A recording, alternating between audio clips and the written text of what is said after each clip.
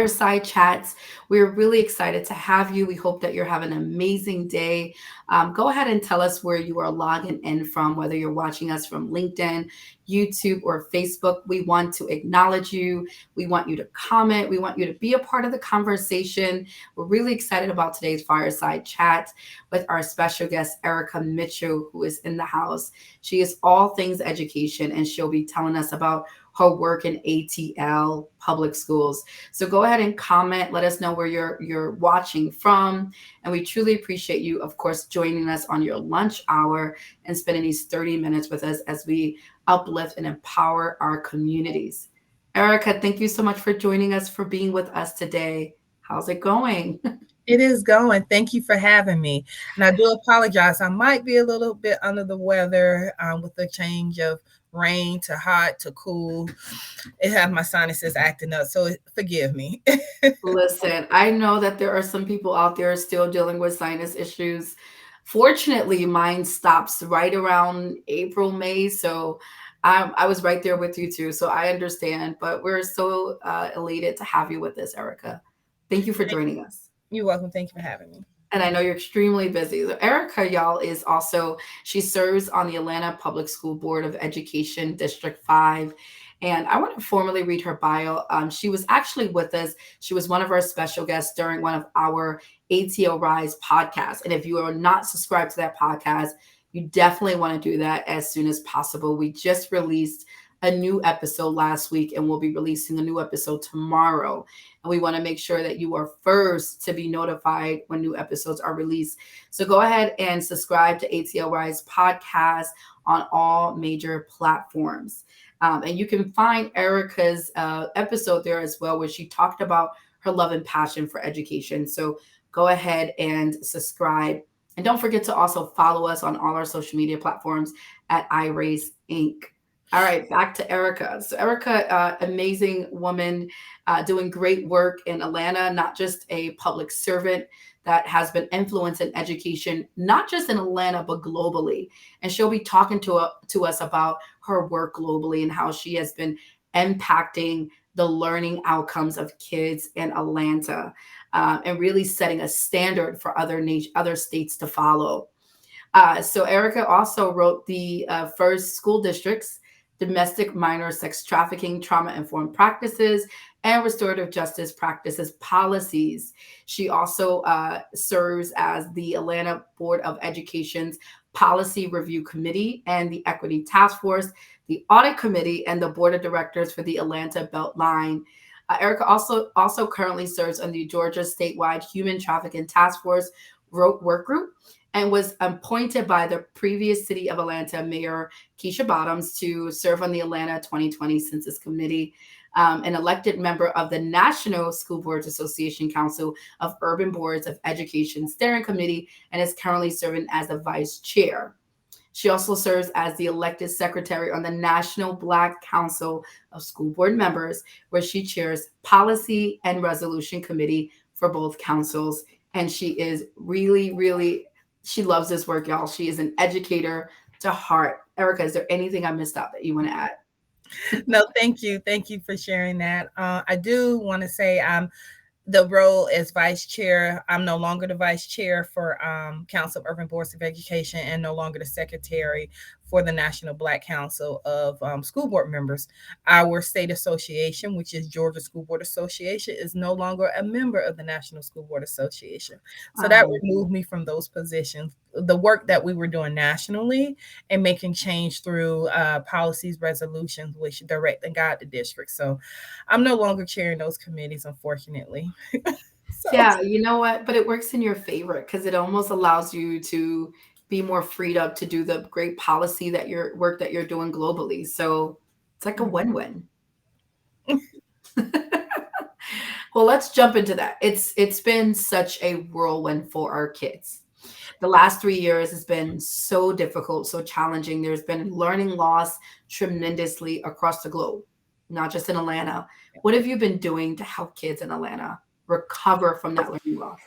So one of the things that we've done as a school board, and just me as a board member, is working with our administration to really set the baseline and the expectations of what we need to see happen for our students to recover some of the learning loss. We knew before the pandemic that there were certain groups of students or cohorts of students that was facing educational challenges. So this is not new to us. It's what we're going to do about it, how we're going to pivot from what didn't work to what can work and what will work.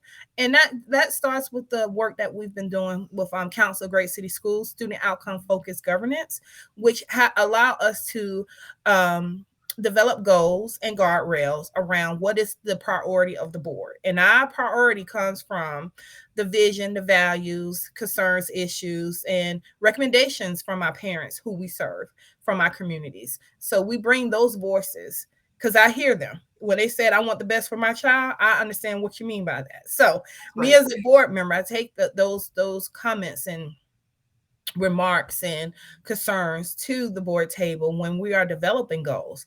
I will say every parent do want the best for their child. I will say every parent want their child to learn how to read and write and do arithmetic, right?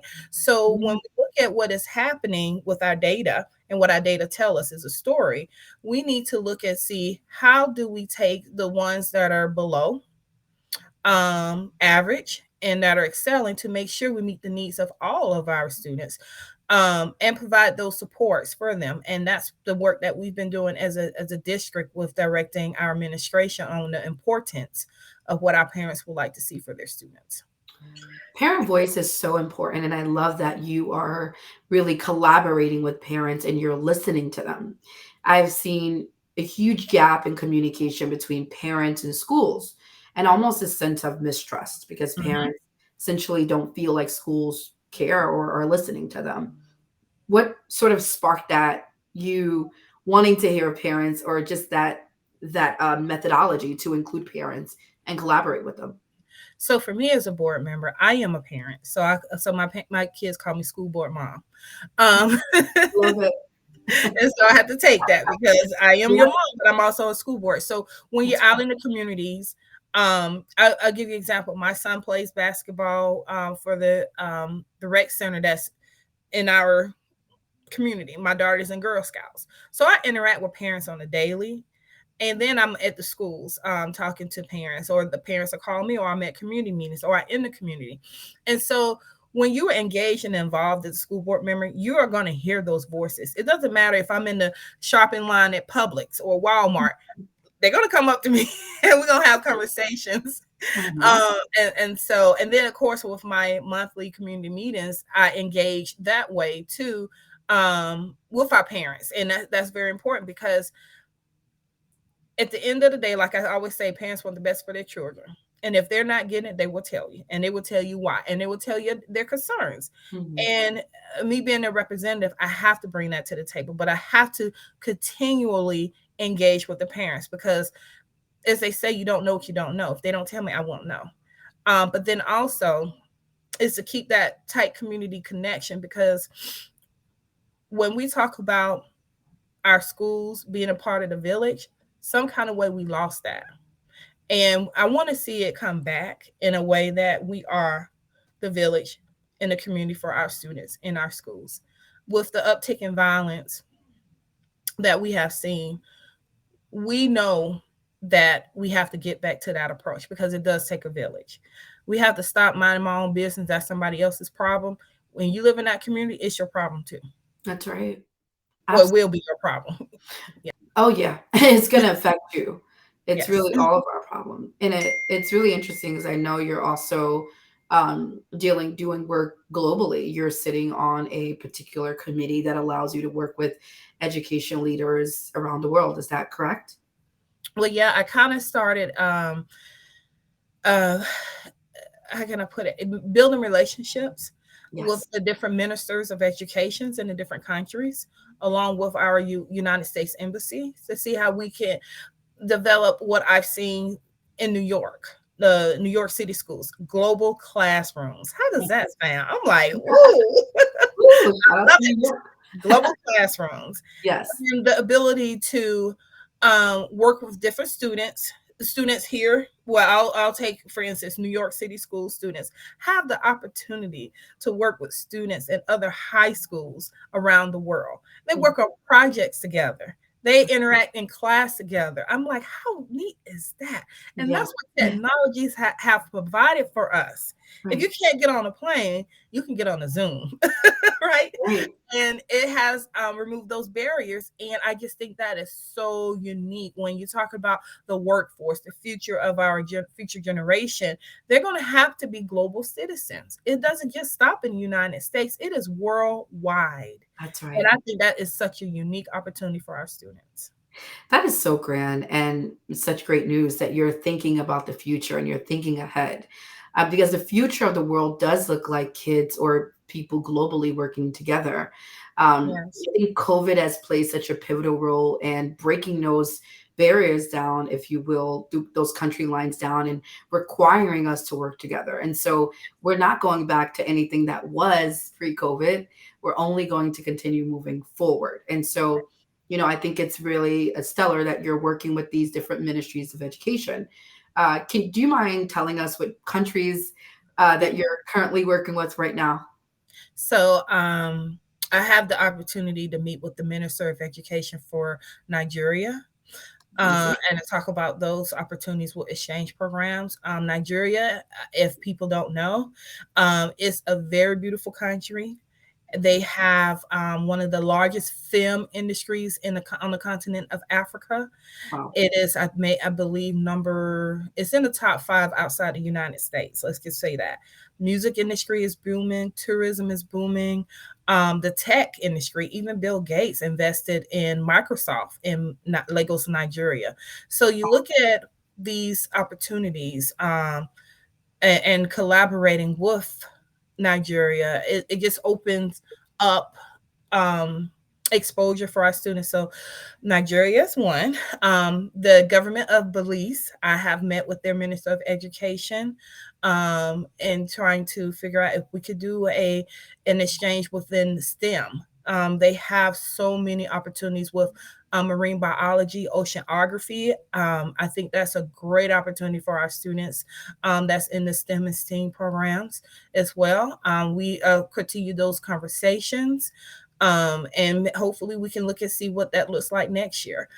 Um, Last week I hosted the state minister of education of the Bahamas, and Wow. it was so eye opener of some of the, I want to say, core curriculums that we have in common, but then also the opportunity to learn from each other. Our students, our teachers, even board governance. They have school boards, but they're not set up like ours. And Right. talking to them, Minister Lightborn, he was like, "You guys can come and show our boards how to make decisions on curriculums and what the day to day will look like, but not getting involved with the weeds, because one of the things that they do, they make their decisions based on outside of the school.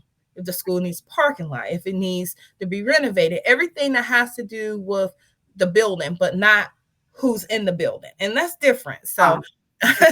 you think about that, and then I'm working on putting together a cohort of school board members to go to visit the top 10 countries with the best educational system, because I believe if you're able to see best practices around the world, you can make your student a global student. Um, and I look at it this way: if someone's doing it well, let's go learn and see Oh how yeah. we create and customize it to fit what we're doing here. Um, so that's just, we talk about Nigeria, Belize, and um, Bahamas, but not limited to any other countries. I just haven't had a chance to make it all around. I did visit Ghana and Kenya. They are excited, as well as Canada, which is our next door neighbor. But Yes. it's so much. And I was like, listen, if we can get a cohort of school board members, we can divide the work and get it done. I love it. I love it. You think you are definitely 21st century thinker, but the way that you're even really trend setting the education field for Atlanta students, it's tremendous because this is the way the world is going. When you Yes. think about our workforce in the next what my daughter's 11, So maybe the next 10 years or so, that's our alpha generation, Yeah. right? And they need to be global citizens. They need to have skills like problem solving skills, Mhm. crisis skills, how to deal with crises. God forbid if we have another pandemic. Yeah. And then you think about it, if they're exposed to different types of cultures and countries and people, you talk about diplomacy would look completely different than the way it does now. Yeah. I mean, you talk about building relationships and not being in conflict with each other. Yes. Oh, that was good. That's Say that more. that's what it's That about. was so good. Think about it. I don't want to go to another. I don't want to see another We war. don't want to be at war, right? Look, let's talk this out. Let's. Let's talk this out. Negotiation skills, conflict resolution That's skills, right? right.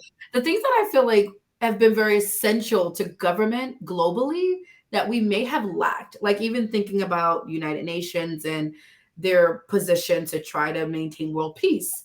These are these are skills our kids need, and they need to learn it where in our schools.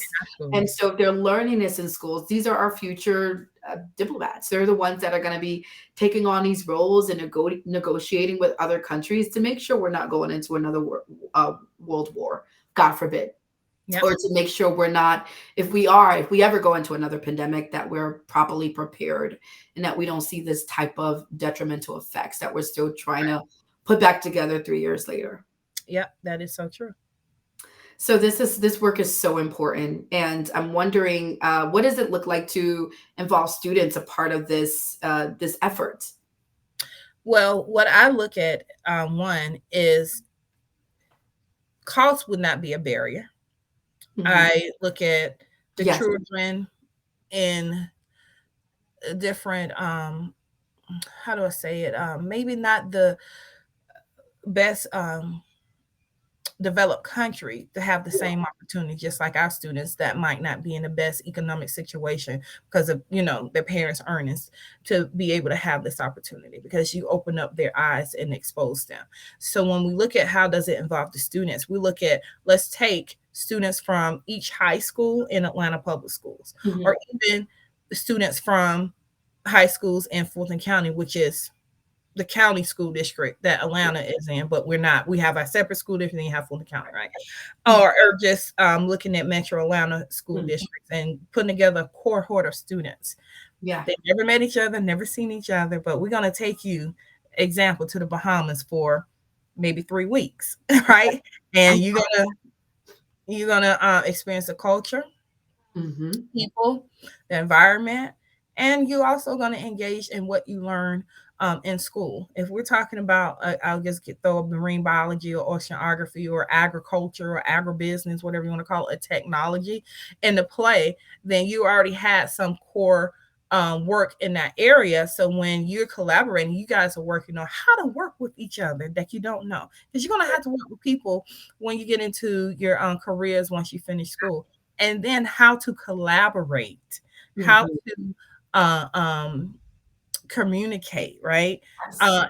And learn how to work through differences. So there's a lot of soft skills that you would learn, and also the work um, that you're engaging in, or the studies that you're engaging in to help you, when you come back and implement some of those learning opportunities. So I look at it this way: it brings exposure, Oh and yeah. it gives them the soft skills, and it also gives them confidence where they Mhm. feel like they could go anywhere, and one could do the job when they matriculate through high school, Yeah. and could feel like they can be accepted. And that's the other thing that you have to look at, because a lot of times our students don't feel like they will be accepted because it's unknown territory. But Right. once you break those barriers, you set them up for success where they can be anything and do anything, because Oh, they have that confidence. absolutely. And what comes to my mind as you're speaking is there are schools in Atlanta that are doing this work already. And of course, what's really disheartening currently is that these are schools that are private, independent schools, and tuition is about more Yep. than college, about 50,000 to 60,000 a Yep. year. But yeah, this is normal for their kids every year. In Yep. fact, I'm thinking about it. they work on global problems as a school, and they Yeah, go into that country. They yes, learn the language. They're embedded into the culture, yeah. and it's a part of their norm. It's a part of their culture, you know. Mhm. And so, if their kids are getting it, our public school students They also get deserve an opportunity as well. the same opportunity. And that's why what you're doing is so trend-setting, that you're bringing this to the students in Atlanta. Thank you. Absolutely. So I also wanted to touch on another area, and this is my baby, but it's mental health and education. Mhm. And we talked about the learning loss of Yeah. kids globally, but the other part of that is the mental health of students, impacted around the world greatly, in almost every part of the world. Mhm. And I believe that a large part of this is due to the detrimental effects of COVID, isolation, being away from loved ones, many losing loved ones, so much Mhm. more happening. And so, thinking about the trends of mental health amongst kids, what have you seen in Atlanta as on this issue? So we've had a lot of tragedy in Atlanta. Let me just be upfront. When you lose a child through suicide, and Mm, we have lost few, and you lose a child through gun violence, and we have lost way too many. mm, That is very traumatizing.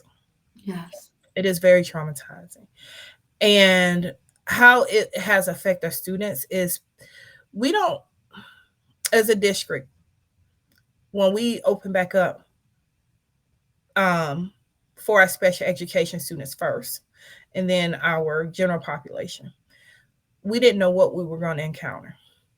There were so many fights in all the schools, rage, outbursts. Think about it. If I was in high school or even middle school or elementary school, I was used to a certain schedule. I was used to seeing my friends. I was used to seeing my teachers. There was a consistency, and that stopped in one day, and Mm, then it picked back up until a year later. Um, and a lot of our students, I don't want to say a lot, but there's some of our students don't come out of the best household. So you think about the trauma they're facing at home, and then they don't have school as a safe haven.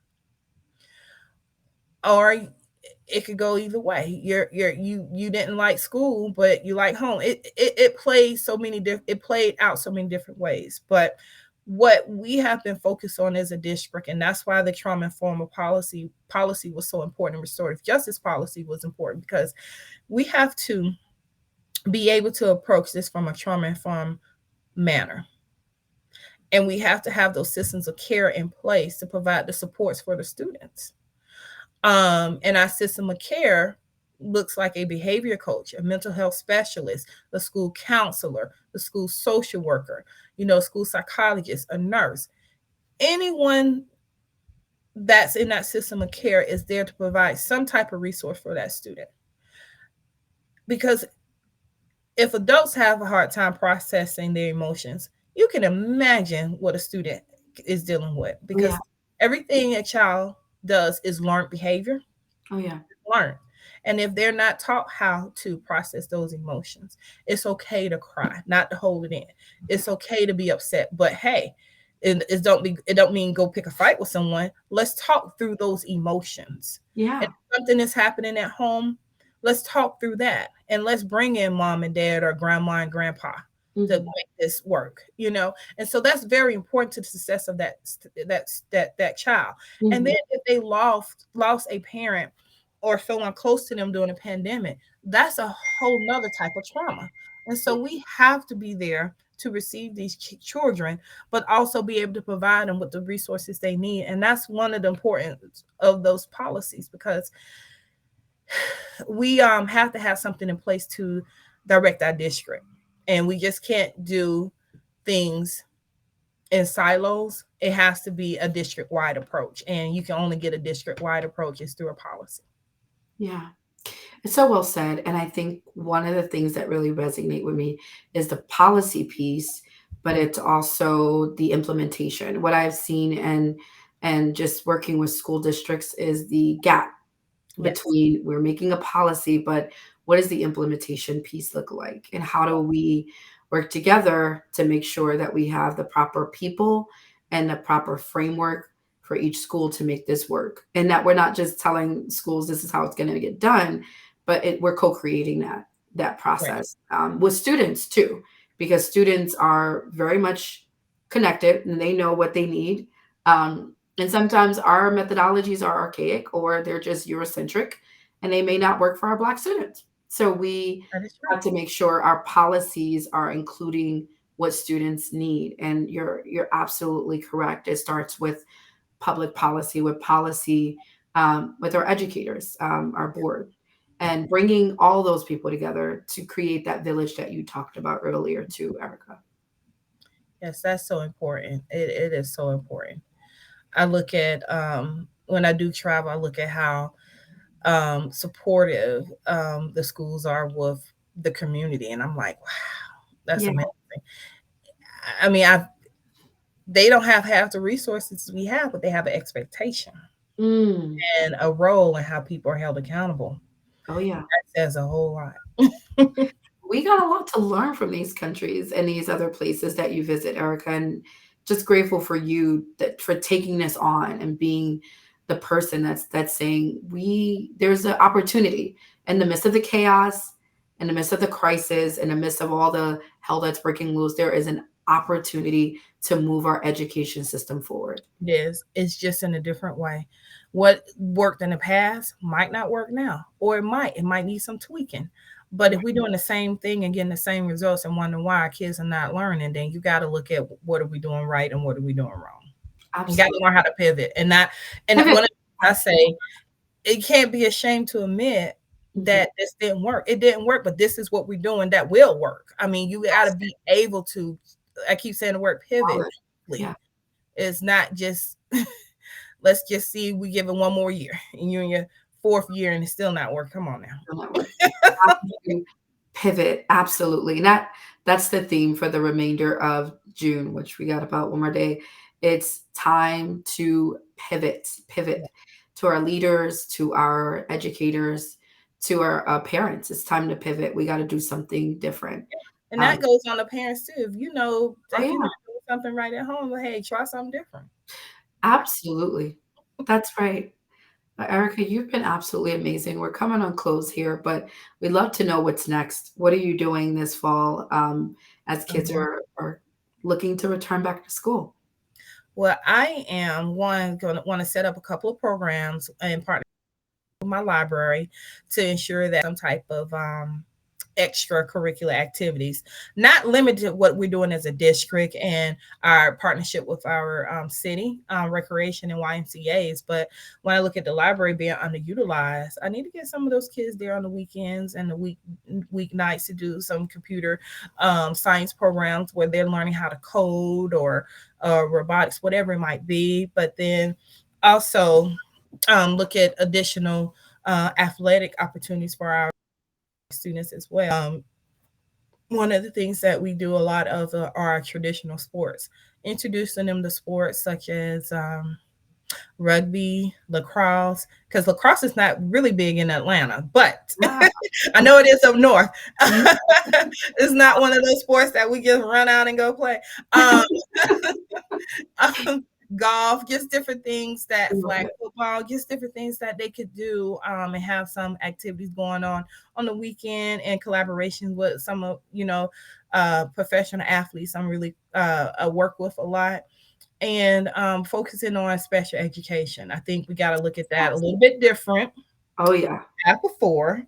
And Mhm. so I'm doing a lot of work around that just to kind of get an understanding what I could bring to our district to help our students. So, That's a awesome. lot. It never stops. It never stops. We're always pivoting. Yes. We're always innovating, and that is what it's all about. We That's what it takes. Yes. Because a lot of times the roads that we're trailblazing, they've never been blazed. We're the Right. first to do it. So kudos to you, Erica, for all the work that you're doing, and to your team that works alongside with you tirelessly, and to all the parents Yes. that continue putting their hats and they're telling us what we need, what they need, and what they want to see happen. Mhm. To encourage other parents, keep on, whether you're complaining or you're emailing, keep on doing it. And to our educators, thank you.